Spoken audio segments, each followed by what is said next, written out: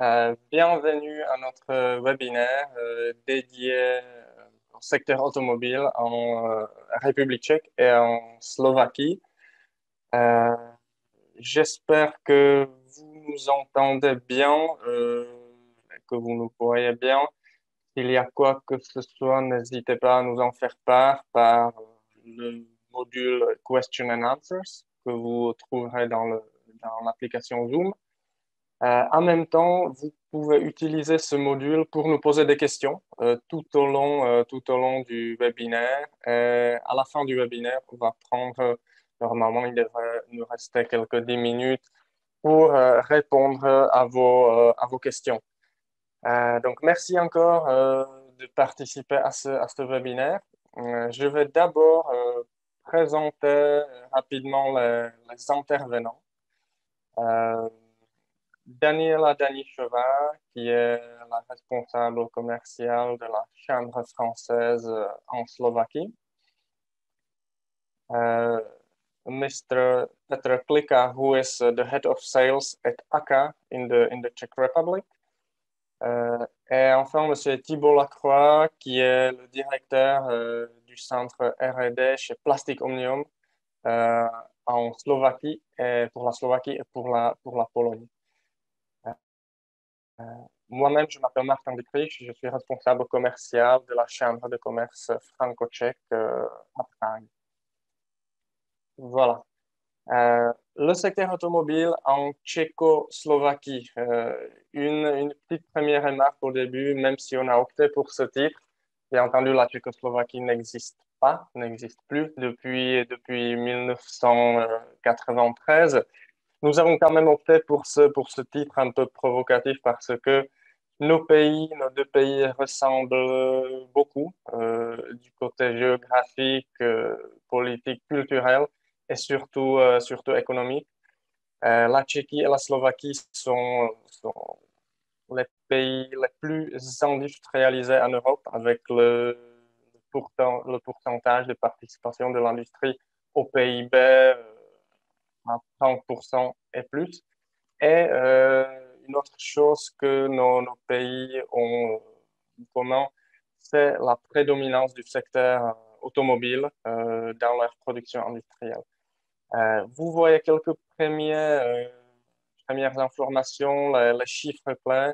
Près de 500 000 personnes, 500 000 emplois sont créés par le secteur automobile dans nos deux pays respectifs, qui représente près de 6% de la population active en Tchéquie et en Slovaquie. Euh, la production totale des véhicules, c'est la donnée de 2019, c'est 2,5 millions de voitures dans une année. Et vous voyez bien que le secteur automobile est quand même le secteur industriel le plus important dans nos deux pays. Un quart de la production industrielle tchèque, un quart de nos exportations et 50% de la production industrielle slovaque et près de 50% de toutes les exportations slovaques. Contribution au PIB, 10 et 13% respectivement dans nos deux pays. J'ai mentionné, et on a pris ça aussi pour le sous-titre de notre webinaire, euh, la République tchèque et la Slovaquie, si on prend la production en 2019, donc la dernière année standard, on a atteint 2,5 millions de véhicules. On parle là de véhicules de tourisme, ce qui classe nos deux pays à la deuxième position parmi tous les pays européens en termes de production de voitures, ce qui est un résultat assez extraordinaire vu que nos deux pays ont une population de 15 millions d'habitants, les deux ensemble. Donc, on voit bien que l'importance du secteur automobile est très élevée et que depuis quelques années, c'est vraiment un nouveau pôle automobile qui se crée en Europe centrale dans nos deux pays respectifs. Euh, si je fais un petit focus sur sur la République tchèque, les constructeurs qui sont présents ici, bien entendu, c'est la marque Skoda, le constructeur traditionnel existant depuis 1895, donc l'une des plus anciennes marques automobiles au monde. Puis depuis 2008, c'est Hyundai qui est implanté ici. Et depuis 2005, c'est Toyota et PSA qui produit la voiture à Colline. À partir du 1er janvier 2021, PSA se retire de ce joint venture. Donc désormais, c'est que Toyota qui s'occupe ou bien qui produit le véhicule dans cette usine. Il y a des constructeurs de bus, le plus important c'est Iveco, l'ancienne usine Karosa, l'ancienne marque tchèque. Il y a des fabricants de véhicules utilitaires, poids lourds, véhicules de défense, véhicules spéciaux, Tatra, puis les véhicules utilitaires légers Avia, et aussi des fabricants de motos, la marque assez connue à l'époque, très répandue dans le monde entier, notamment dans les pays euh, de l'Amérique latine, de l'Afrique, qui est Java. Je passe maintenant la parole à Daniela. Alors, pour la partie slovaque, comme c'était déjà évoqué, l'industrie automobile a vraiment une forte tradition en Slovaquie. C'est le secteur et vraiment le moteur le plus important de l'économie slovaque. Au cours des 20 dernières années, il a été une source importante d'investissements directs étrangers ainsi que d'innovation industrielle. Concernant la production des voitures représente le plus grand part de la production des véhicules.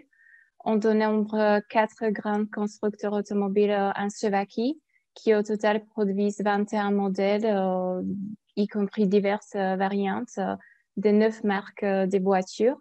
La production annuelle pour la Slovaquie atteint plus de 1,1 million de voitures. Concernant les constructeurs qui sont basés en Slovaquie sont Volkswagen, Kia Motors, Stellantis, c'est un ancien groupe de PSA qui a fusionné avec le groupe Fiat. Et le dernier, c'est Jaguar Land Rover qui a démarré la production automobile en Slovaquie à la fin de l'année 2018. 3 de ces 4 constructeurs sont situés à l'ouest du pays où se concentrent aussi la plupart des équipementiers de l'industrie automobile. En ce qui concerne la production d'autres types de véhicules en Slovaquie, nous n'avons actuellement qu'un seul fabricant de bus qui s'appelle Troliga. Donc, c'est pas vraiment une division qui est développée en Slovaquie. Par contre, une division qui est assez intéressante, notamment en ce qui concerne le développement futur, c'est la production de voitures volantes qui sont en Slovaquie représentées par 2 sociétés, Aeromobile et Aircar. Les voitures de 2 sociétés ont déjà effectué avec succès des vols d'essai et les sociétés ont vraiment des projets audacieux pour l'avenir. Par exemple, une production commerciale ou de créer une version de 4 places, une autre version qui pourrait atterrir sur l'eau. Donc, vraiment, on verra qu'est-ce que ça va donner pour l'avenir, mais ce sont vraiment des grands projets.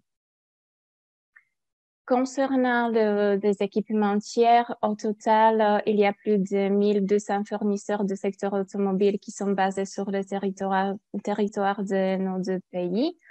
Étant bien situés dans le centre de production automobile européenne, les fournisseurs de rang 1 et 2 peuvent également bénéficier d'un marché régional qui est plus large. Compte tenu de ces conditions favorables, de nombreuses entreprises ont choisi soit la Slovaquie, soit la République tchèque pour approvisionner leurs clientes étrangères. Et nous pouvons affirmer que plus de la moitié des principaux fournisseurs du secteur automobile sont déjà représentés dans nos 2 pays. Les usines de production des constructeurs automobiles implantées sur ce territoire ont créé un fort réseau de centres de recherche dans les dernières années. Aussi, de plus en plus de sous-traitants déplacent leur division R&D en République tchèque et aussi en Slovaquie, en raison du potentiel croissant de ce marché régional. La décision de délocaliser et de mettre en place des capacités de R&D se traduit non seulement par des économies de coûts, mais contribue également à la flexibilité de l'entreprise pour devenir un peu plus réactive aux besoins de ses clients.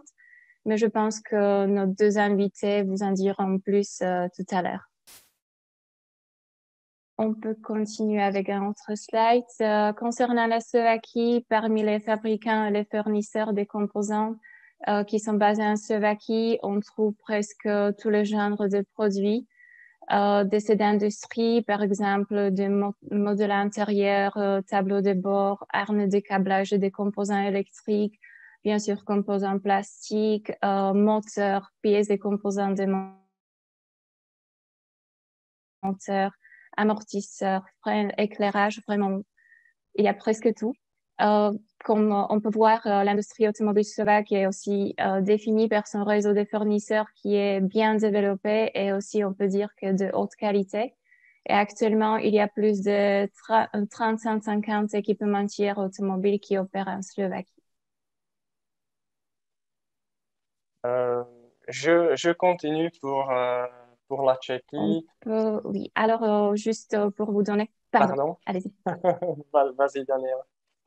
Juste pour vous donner un peu une vision sur le placement, alors que la Slovaquie occidentale a encore une tendance à offrir de nombreux avantages aux nouveaux investisseurs, nous pouvons constater et nous nous attendons à une croissance encore plus rapide des investissements directs étrangers dans ce secteur, dans la partie centrale et orientale du pays.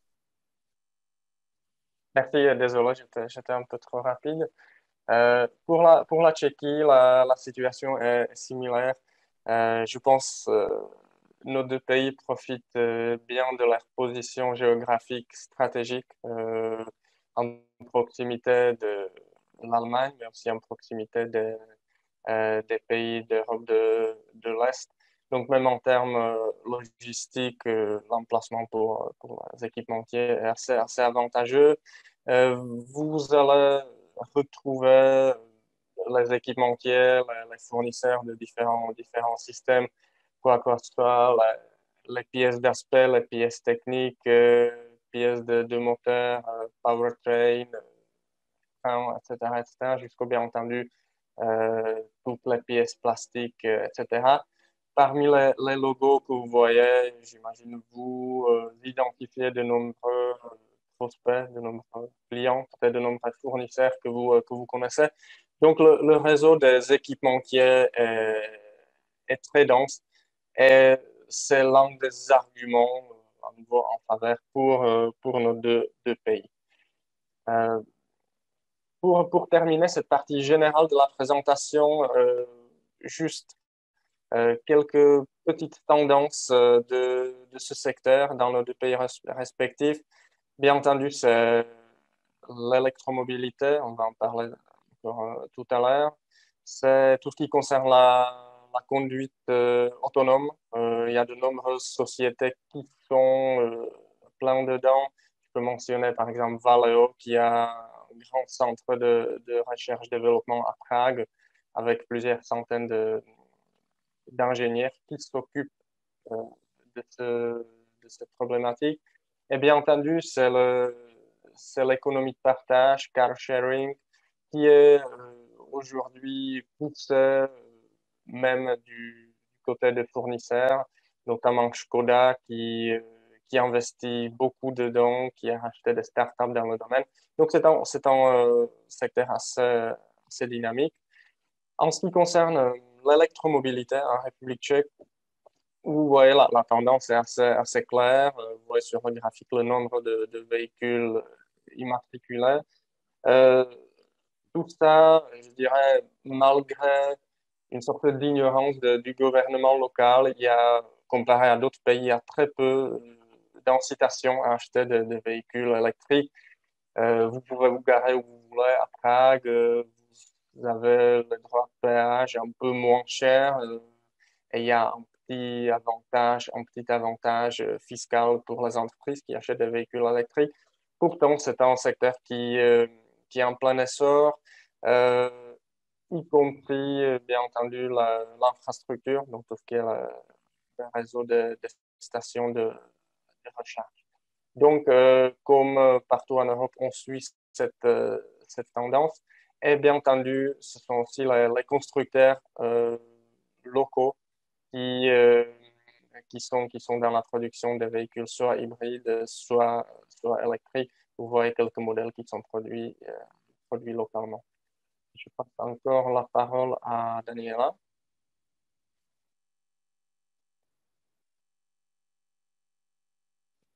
Est-ce que tu nous entends, Daniela? Je pense peut-être on a un petit souci technique. Donc, je vais continuer.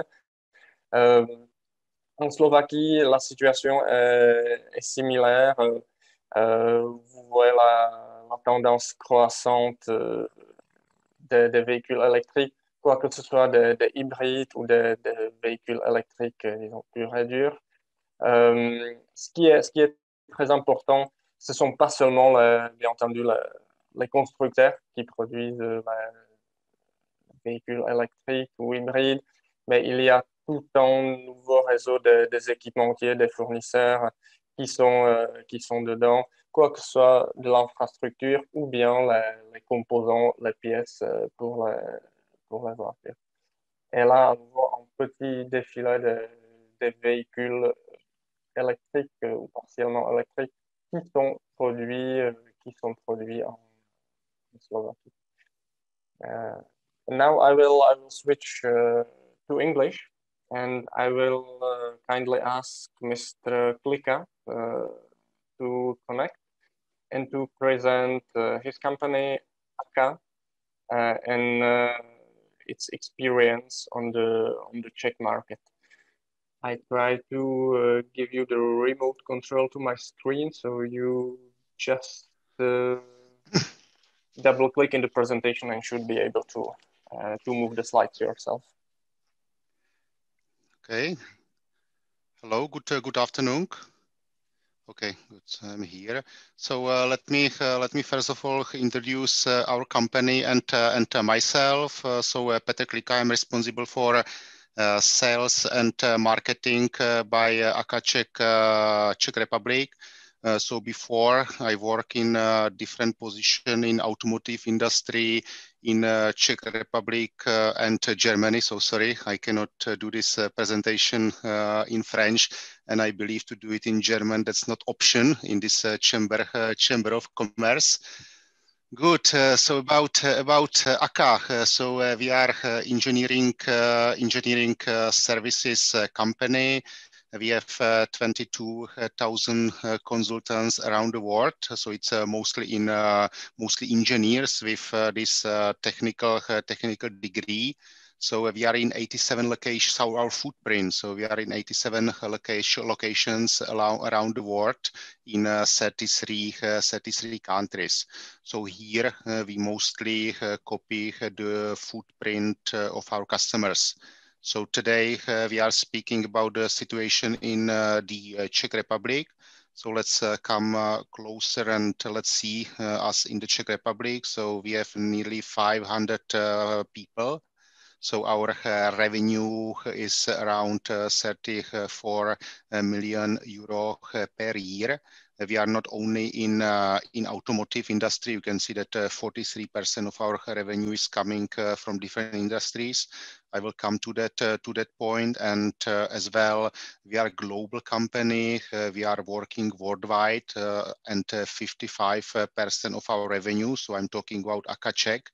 We make still out of the Czech Republic. So let me come to the next slide. Good. About Aka Czech Republic. So we were founded 1996 as the subsidiary of Mercedes-Benz Technology. So we really started as the engineering company for Mercedes-Benz. In 2018, we were acquired by company Aka. And since 2018, we are the part of this big Aka family. Good. Looking at the sectors in which we are active, so definitely the main topic is automotive as well for us in terms of target, in terms of revenue. We are also working in different industries. So I believe it was in French, but I believe that that we discussed in this presentation already about rail. So that's definitely our focus on the top of the automotive industry. We are having the handling technique, gathering, and defense. So that is about more these mechanical topics, and what's growing by us. It's digital, and it's as well electrical engineering. But today the topic is automotive industry. So let's see the different areas in which we are present in automotive. So we are able to do the design of the cars from the first sketches to the construction to the free data. We have as well the prototype center directly in the Czech Republic. So we are building as well the first prototype for our customer, and we are able to do the testing of the prototype. We are doing vehicle testing, so it means completely test of the cars on different test benches. So that's about mechanical area. So I believe it's not only us, but we are hearing from our customer that what is changing. So now we are coming to the digital world. So we have more and more requests from our customer in this area. So that's the most growing area for us. So we are talking about the ADAS. That's something what we are doing with some other tier one suppliers in the Czech Republic. We have topics like IoT, we have cybersecurity, and this kind of topic where we are currently investing a lot of money to develop this area. Electrics and electronic, so that's the traditional business for us. Here, I would like to highlight the complete software development, embedded software, hardware development, and hardware in the loop testing. So on that slide, you can see as well other competencies which we have in this area. So let me come to the main topics for today, because I believe it was not so much about to present to our company, but as well to give you the feedback how we see the situation in today, what our challenges and opportunities and experience on this market. So let me start with challenges. So we are facing the drop in demand from OEMs. I believe that I'm not saying something new. So that's currently a trend in automotive industry. So as there is a drop in the demand, there are some free capacities on the market. So due to that, there is a price decrease on the services in these traditional areas. On the other hand, there are new industries which are required by companies. So when we are looking for resources in the Czech Republic and as well around the world, so that's definitely some challenge. And topics emissions reduction, same as mobility. I believe that's the discussed topic today as well. But for us, we can see the situation not so much as the challenges and threats, but more as the opportunities, because we changed our portfolio several years ago, really to focus on digitals and on electrical engineerings. So thanks to that, we can benefit and to grow in this area and compensate some other areas which are not so much required by our customer. So today we are talking online. We are not sitting in one room. So on one hand, it is not so much comfortable. On the other hand, we see it as the opportunity because as I am coming from the sales team, so we can manage more customer meeting, more customer interaction, and we can, thanks to that, save time and offer as well more communications, more informations to our customer. At the beginning, I talk about the footprint. So it's the footprint for us in the Czech Republic. We are trying to be really close to the customer, same as the footprint international. So here the opportunity is in that thanks to the footprint, we can offer to our customer the best services, the best engineer from Western countries, and as well compensate that offer from our low-cost locations like Turkey and Romania, to be sure that they are both the best quality and as well the best price for our customer. So that's the AKKA point of view. On my last slide is just quickly the summary how we believe we can survive like the others survive and to grow in this situation. So I talk about the balance in costs. We are offering and trying to offer the customer the complete services like from house. So that's why we are working fully from the development to the prototypes and testing. And the quality, it was in automotive industry key factor, and we believe that it will stay like that as well for the future. So that's all from my side, and definitely I am open for any question now or later by email. Thank you for your attention. Merci beaucoup. Thank you, Petr. Definitely do not hesitate to ask questions by the question and answers module. And now I switch again to French. J'ai le plaisir de donner la parole à Monsieur Thibault Lacroix de Plastic Omnium pour qu'il partage avec nous sa vision, son expérience de marché slovaque, a priori, et sa vision des choses pour cette année, les années à venir. Bonjour à tous. Je vais commencer par me présenter. Après, je vais vous présenter brièvement la compagnie Plastic Omnium. Mon nom est Thibault Lacroix. Je suis français et je suis directeur du centre technique R&D de Slovaquie, donc basé à Lozorno, juste à côté de Bratislava, depuis maintenant 3 ans. Je travaille dans le milieu automobile depuis 20 ans. Différentes positions, surtout dans la partie engineering et développement. Quelques mots pour commencer sur la partie Plastic Omnium. Plastic Omnium, c'est d'abord une compagnie française familiale basée sur aujourd'hui 3 divisions.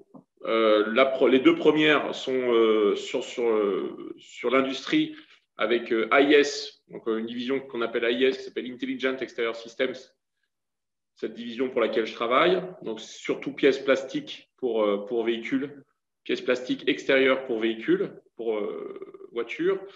La deuxième division, c'est CES et New Energies. Donc, c'est surtout les réservoirs à carburant et tout ce qui est lié à l'hydrogène. Nouvelle activité pour nous dans laquelle Plastic Omnium investit beaucoup.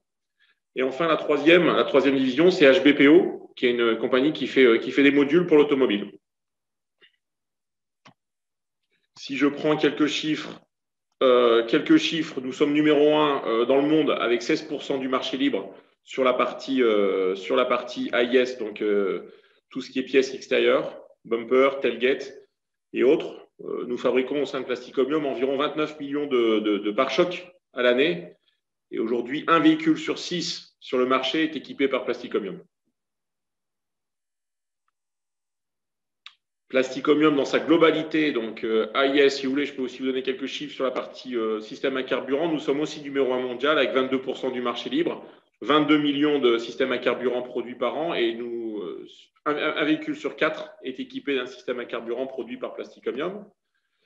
Et enfin, les modules, qui est la troisième entité, comme je vous l'ai dit tout à l'heure. Nous sommes toujours numéro 1 avec 17% du marché libre, 6 millions de front-end modules produits par an, avec aujourd'hui un véhicule sur 5 a un front-end module équipé produit par Plasticomium. Je suis désolé de ne pas pouvoir échanger avec vous quelques slides. J'ai malheureusement pas eu, ou j'ai last minute, j'ai eu l'autorisation ces dernières minutes de pouvoir partager quelques slides, mais c'est vraiment tombé il y a 1 minute. Il était 13h59, donc vraiment last minute. Donc j'espère que la prochaine fois, j'aurai l'autorisation avant et vous pourrez aussi bénéficier de quelques slides qui rendront la présentation plus agréable. Plasticomium en général, c'est 131 usines dans 26 pays.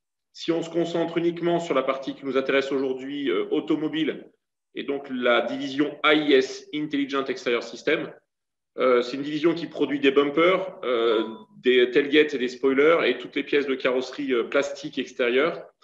Là, nous ne parlons plus de 131 usines, mais de 64 usines réparties dans 15 pays, avec au total 22 000 employés.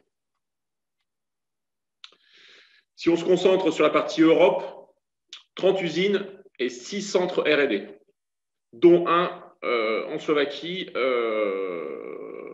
autour de Bratislava, à Lozorno. Si on se concentre uniquement maintenant sur la partie Slovaquie aujourd'hui, Plasticomium en Slovaquie, c'est 3 entités, 2 usines de production, donc une située à Lozorno qui produit des bumpers, des spoilers pour principalement 2 usines, Volkswagen Bratislava et Skoda Mana-Boleslav, et une 3e entité sur des spoilers pour Porsche Leipzig. Et enfin, une 2e entité, un 2e site sur la ville de Lwówek qui fournit des bumpers et des tailgates pour 2 principaux clients, JLR basé à Nitra et anciennement PSA et maintenant Stellantis basé à Trnava.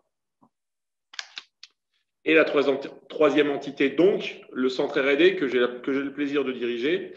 Tout ça aujourd'hui, donc sur ces 3 sites, Lozorno, Lwówek et le centre technique, nous sommes 1300 employés. Pourquoi Plasticomium est arrivé en Slovaquie? Petite histoire, Plasticomium est arrivé en Slovaquie en 2002 pour ouvrir une usine, donc l'usine de Bratislava, de Lozorno, on appelle ça Lozorno pour répondre à une offre, un appel d'offres de Volkswagen Bratislava pour livrer les pare-chocs avant et arrière du Touareg et du Cayenne. Donc c'est une longue histoire Plasticomium avec la Slovaquie, aujourd'hui 19 ans. Donc commencé en 2002. En 2005, nous avons commencé les premières activités de développement, donc de recherche et développement, avec une première entité de CAD. Pourquoi la CAD? Pourquoi cette entité de développement? Parce que la Slovaquie, était considérée en low-cost country, qui est aujourd'hui maintenant considérée comme best-cost country. Donc l'attractivité du taux horaire a fait que nous avons commencé à déployer, à partir de 2005, certaines activités R&D. Ces activités n'ont pas arrêté de grossir. Donc, nous avons commencé avec une dizaine d'employés en 2005 dédiés à la R&D, donc plutôt de la CAD, donc du travail qui peut être fait remotely et avec des connexions avec nos antennes qui étaient surtout en France. Et petit à petit, nous avons intégré différents métiers, l'injection, les achats, la qualité, la peinture, l'assemblage, le management de programme, les sales, et après des métiers support comme la rhéologie, le calcul, la validation matière, un laboratoire, et enfin, nous finissons avec l'expertise. Tout ça pour vous dire qu'aujourd'hui, dans le centre R&D, nous sommes non plus 10, mais 167 personnes, 13 nationalités qui donnent aussi une richesse importante de multiculturalisme de notre compagnie. Évidemment, beaucoup de nationalités centrales, d'Europe centrale, mais aussi d'Europe de l'Ouest, d'Amérique du Sud, d'Inde, de Chine. donc, qui nous offre une capacité de pouvoir travailler avec beaucoup de nos collègues. Donc, j'ai dit, ce centre R&D est un building dédié à la R&D aujourd'hui, avec un building de 2000 m² et une grosse volonté de continuer à développer ce building. Et pour vous donner quelques chiffres, 240 000 heures de développement pour des projets clients. Nous sommes capables aujourd'hui d'être complètement autonomes dans le développement d'un pare-choc de A à Z. Donc, de la conception avec des études et en partenariat avec nos clients, donc avec de la CAD, de la simulation de tout ce qui est cahier des charges, au programme management, au développement de tous les métiers, donc l'injection, la peinture, l'assemblage, la géométrie, tous ces métiers. Nous sommes aujourd'hui complètement autonomes dans le développement de nos pare-chocs et nous sommes une unité autonome et dédiée à certains clients, les principaux étant Porsche, Volkswagen, Skoda, Seat, Jaguar, Land Rover, PSA, Volvo et Opel. Non pas, comme vous l'avez compris, non pas que des clients travaillant ou produisant en Slovaquie, mais beaucoup aussi de clients produisant aussi en Pologne. Je suis le patron de la R&D de la Slovaquie et de la Pologne, donc l'entité de Bratislava, donc de l'Ozorno, travaille pour surtout nos 4 usines, 2 en Slovaquie et 2 en Pologne, mais nous supportons aussi, par ce côté attractif, taux horaire, l'ensemble de l'Europe, la France, l'Allemagne et le reste de mes collègues. Le laboratoire a été créé en 2016 et nous avons une grosse volonté cette année de doubler la surface du laboratoire, donc de doubler les effectifs, de doubler les équipements et d'étendre notre laboratoire de 300 m². Donc, qui montre quand même que la Plasticomium continue à investir, surtout en Slovaquie. Et ne nous cachons pas, l'attractivité du taux horaire et donc des salaires fait que c'est un pays où si on doit investir en Europe, c'est dans ce pays-là aujourd'hui où Plasticomium va investir. Comme je dis, nous avons plusieurs centres R&D en Europe et nous sommes connectés avec beaucoup. L'Allemagne, parce que nous développons avec eux, nous développons plusieurs véhicules pour des clients Volkswagen, Porsche en particulier. Nous travaillons aussi avec notre entité de Barcelone pour notre client Seat, avec notre unité de Tamworth en UK pour JLR évidemment, avec notre centre R&D, notre gros centre R&D qui est basé sur Lyon avec aujourd'hui 500 employés, donc le double de nous. Nous sommes 167, ils sont entre 400 et 500. Et enfin, nous avons surtout continué à développer l'attractivité parce que c'est une tendance que nous demandent nos clients, c'est de toujours réduire nos coûts. Nous avons supporté le développement d'un centre de CAD en Inde, à Pune. Nous sommes aujourd'hui une vingtaine de CAD engineers sur le site de Bratislava et nous avons développé la seniorité, l'expertise en Inde avec aujourd'hui un peu plus de 100 CAD engineers en Inde avec ce pool de 120 personnes dédiées à la CAD. Nous développons l'ensemble des CAD donc sur CATIA, Ugenix, sur les différents softwares de conception de produits pour l'ensemble des entités de Plasticomium monde. Voilà en gros pour la présentation de Plasticomium, de la division AIS et enfin de la Slovaquie. Pour revenir un peu à la discussion et au centre et au débat d'aujourd'hui, est-ce que le marché est en train de changer? Oui, le marché est en train de changer. La situation de Covid n'a fait que pour moi et pour Plasticomium qu'accélérer les choses. Nous avons appris beaucoup de choses avec cette pandémie et ce Covid-19. Nous sommes aujourd'hui capables de travailler 100% home office.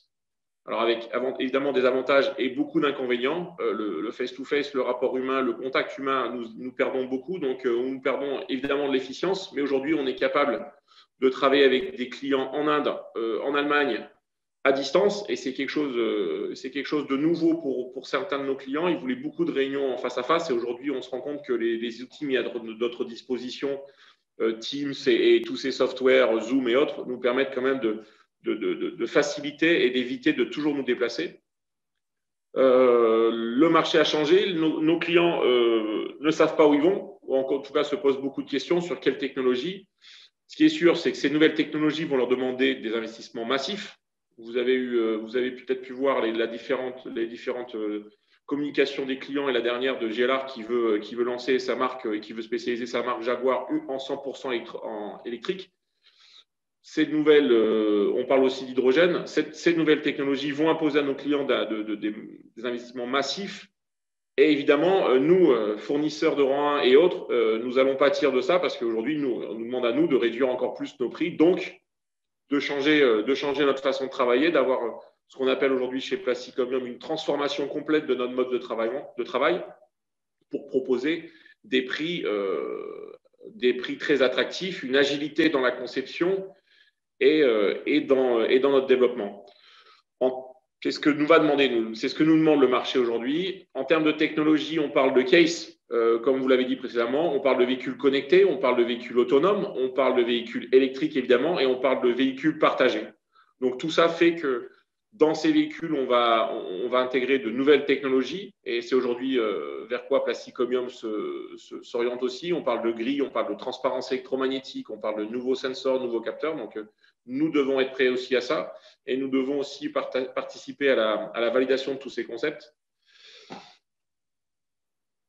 Je regardais le timing. Et enfin, digital. Digital, oui, nous devons partir de plus en plus vers le digital sur le partage de données, la traçabilité de données et tous ces concepts vers lesquels nous poussent nos clients.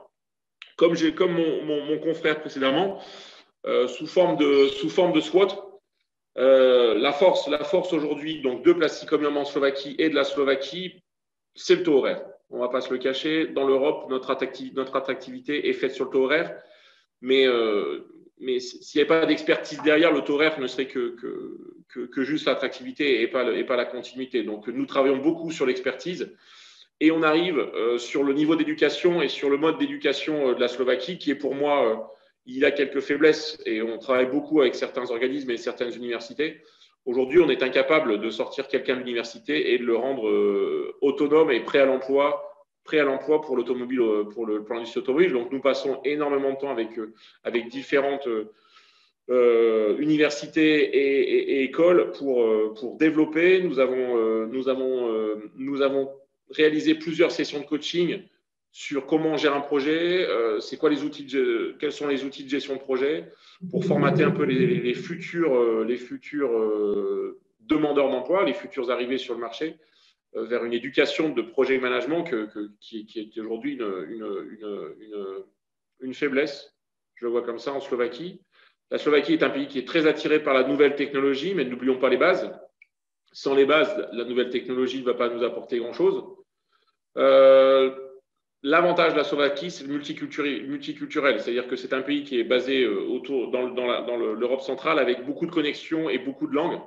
Donc, on est très connecté avec l'Allemagne, avec la France, surtout avec l'Angleterre. Donc, ça, c'est une des forces de la Slovaquie et de Plastic Omnium au sein de la Slovaquie. Nous avons un building, donc un centre R&D qui propose un environnement de travail très agréable. Donc, ça c'est aussi une force de chez nous.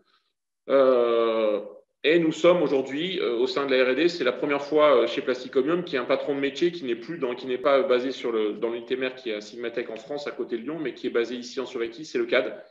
Donc, nous avons le responsable du métier CAD avec l'expertise CAD ici à Bratislava. Ça a mis à peu près une quinzaine d'années pour transférer ça de la France à la Slovaquie.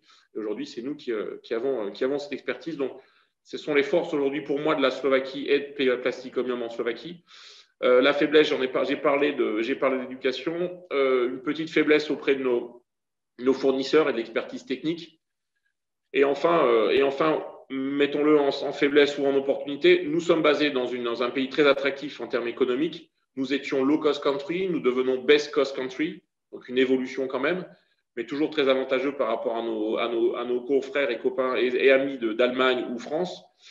Le seul inconvénient d'être basé autour de Bratislava, c'est que la Slovaquie apporte des aides à des entreprises, il y a des dossiers R&D, mais pas autour de Bratislava. Ces aides sont surtout sur l'est et au nord-est de la Slovaquie et pas du tout à Bratislava. Donc, nous sommes basés dans un pôle qui est saturé pour moi en centre R&D,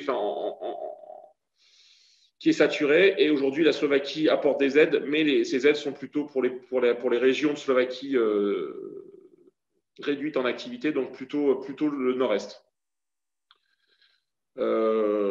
Et en faiblesse, comme mon confrère avant, un marché très fluctuant. beaucoup de doutes sur le footprint de nos clients. Que va faire JLR, que va faire PSA, que va faire Volkswagen. Tout ça, c'est beaucoup. On a subi beaucoup de retard dans les programmes, on a subi beaucoup de retard dans les nouveaux programmes, on a même subi quelques retards dans des SOP. Aujourd'hui, donc on a une petite baisse d'activité au sein du centre R&D, mais notre travail, notre occupation, c'est surtout d'attirer le travail ici. Donc, les différentes forces et avantages que j'ai énumérés avant, la partie home office, travail à distance, la partie attractivité avec le taux horaire et surtout la partie expertise, nous fait que nous gardons une certaine charge et une occupation de nos équipes à 100% aujourd'hui. Donc ça, c'est important. Le coronavirus et la situation en Slovaquie. Évidemment qu'on ne vit pas la même chose en Slovaquie que celle qui est vécue en France ou en Allemagne. Donc, nous parlons d'Europe aujourd'hui dans une globalité.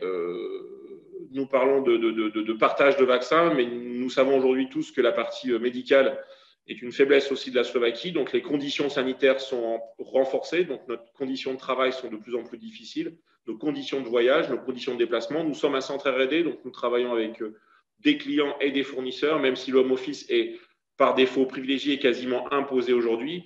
Nous devons quand même continuer le business et nous déplacer et nous nous rendons compte que c'est de plus en plus difficile et un peu plus difficile que nos confrères d'autres pays voisins.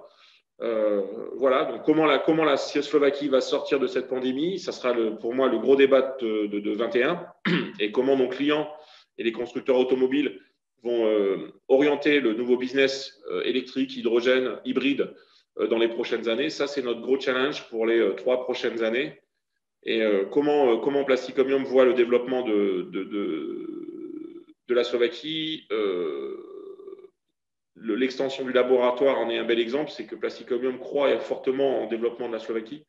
Donc voilà pour conclure. Donc de gros challenges cette année, de gros challenges sur les prochaines années, mais l'effectif et les équipes sont très motivés, même si cette situation sanitaire attaque un peu la motivation des équipes en ce moment. Mais notre objectif à nous aujourd'hui, c'est de garder les équipes motivées et d'essayer de garder via ces réseaux sociaux ou via les connectivités, les outils qu'on a, un minimum de lien social. Parce qu'aujourd'hui, certaines de nos équipes n'ont pas vu de collègues depuis fin décembre et ça commence à être très long pour tout le monde. Donc ça, c'est vraiment l'urgence sanitaire aujourd'hui, c'est de recréer un lien social et de sortir de cette pandémie en Slovaquie et en Pologne. Et ça, c'est pour moi l'urgence numéro 1. Et après, voyons ce que le marché va nous donner, mais nous sommes prêts à répondre. En tout cas, Plasticomium, dans sa globalité R&D, est prêt à répondre à l'ensemble des challenges que les clients vont nous demander. Voilà. Merci beaucoup. Thanks a lot for your speech. It's very interesting. I'm just having a look on question and answers, and I guess you have already answered both of them during Mr. Klika and Mr. Lacroix during your speech.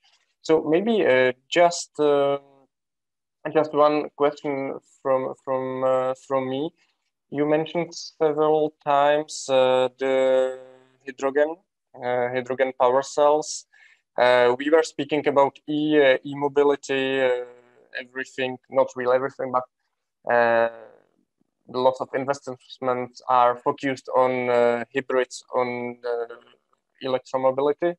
And we have like impression that the hydrogen is like staying apart of the interest. It's less attractive maybe. Is this for you something that will be growing fastly the following years? And are our countries, it means Czech Republic and Slovakia, ready for this kind of like second technological transition from like fuel engine to electricity, and then or in parallel to the hydrogen cells? What's your opinion on that? I will do it in English. Automotive are not making any innovation. We are just taking decision. We are just reacting to legislation. This is for me the main concept and the main driver.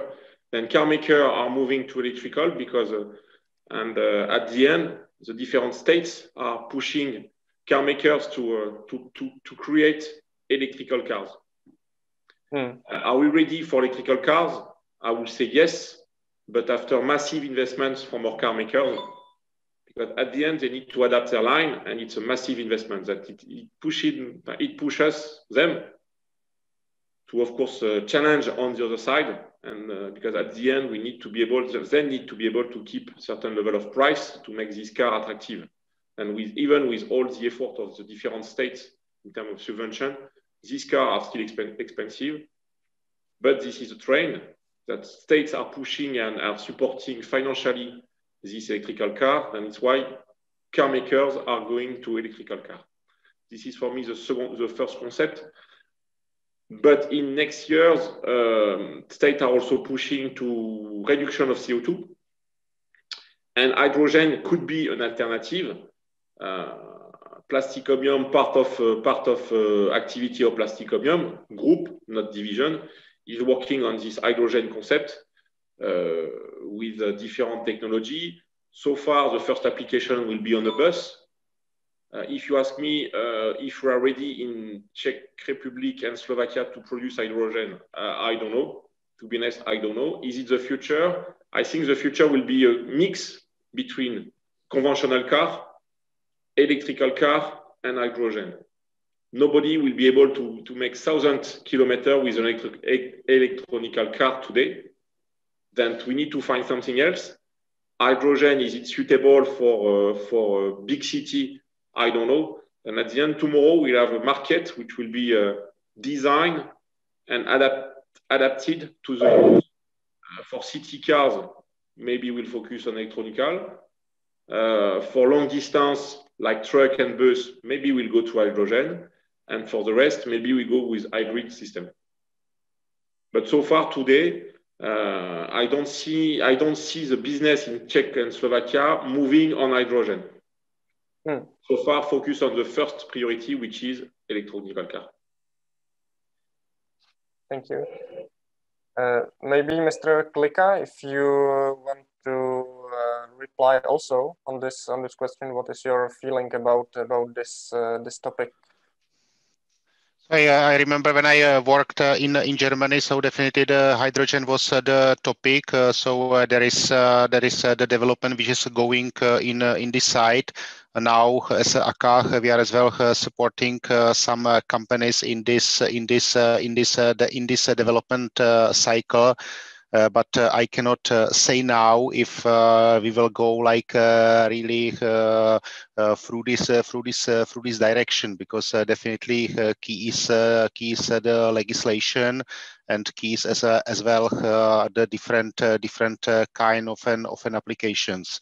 So I believe that it is still open, and what was said by Thibaut, so that can be one of the direction.